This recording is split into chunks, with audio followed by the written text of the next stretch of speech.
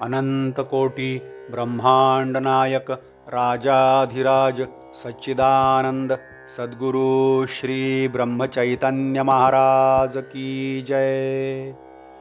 Shriram Samarth. 26 August. कारणां वाचून जो आनंद तो खरा। जगण्यामध्ये काहीतरी आनंद असला पाहिजे। जगणे हे आनंददायक आहे, मग आपल्याला दुःख का होते? म्हणजे मनुष्य आनंदासाठी जगतो आणि दुःख करतो। याचे कारण असे की आपण कशाकरिता काय करतो हेच विसरतो। मनुष्य आनंदासाठी न जगता वस्तूसाठी जगतो। वस्तू ही सत्य नसल्यामुळे तिचे रूप अशाश्वत असते, अर्थात तिच्यापासून मिळणारा आनंद हा देखील अशाश्वत असतो।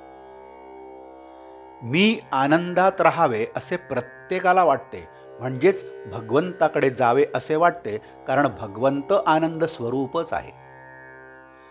आपल्याला अशी एक सवय लागली आहे की काहीतरी कारणाशिवाय आपण आनंद भोगूच शकत नाही।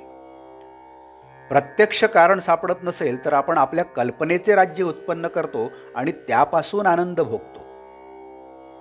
आनंद मिळवण्यासाठीच प्रत्येक मनुष्याची खटपट आहे, पण कारणावर अवलंबून असणाऱ्या आनंदाची वाट दुःखामधून आहे आणि त्या आनंदासाठी मनुष्य दुःखदायक प्रपंचाची कास धरतो।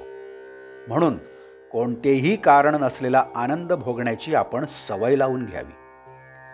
कारणावर अवलंबून असणारा आनंद हा अर्थात अशाश्वत असणार, म्हणून तो खरा आनंद नाही।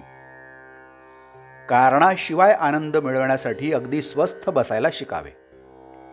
हे काहीही न करणे ही फारच उच्च अवस्था आहे। काहीतरी करण्यापेक्षा ती फारच कठीण आहे। भगवंताशी अगदी अनन्य होणे, आपले कर्तेपण पूर्ण मारणे ही ती अवस्था आहे। आनंद पाहिजे असेल तर तुम्ही आनंदातच राहा।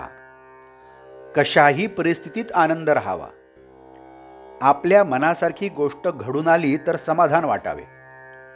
कुणीही मनुष्य स्वतःसाठीच सर्व करतो।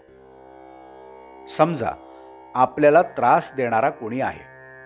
आपल्याला त्रास दिला तर त्याला बरे वाटते, म्हणजे आपल्याला दुःख दिले तर त्याला आनंद होतो, म्हणून तो नुसता स्वतःसाठीच माझ्याशी तसा वागतो। हे जसे खरे तसेच त्याने दिलेला त्रास मी का घ्यावा?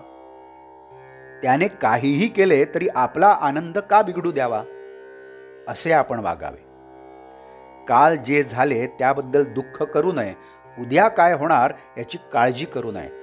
आज मात्र आनंदात आपले कर्तव्य करावे आणि भगवंताच्या अनुसंधानात राहावे, यातच सर्व आले। आजचे बोधवाक्य: भगवंताची प्राप्ती व्हावी असे वाटणे हे जन्माचे सार्थक आहे।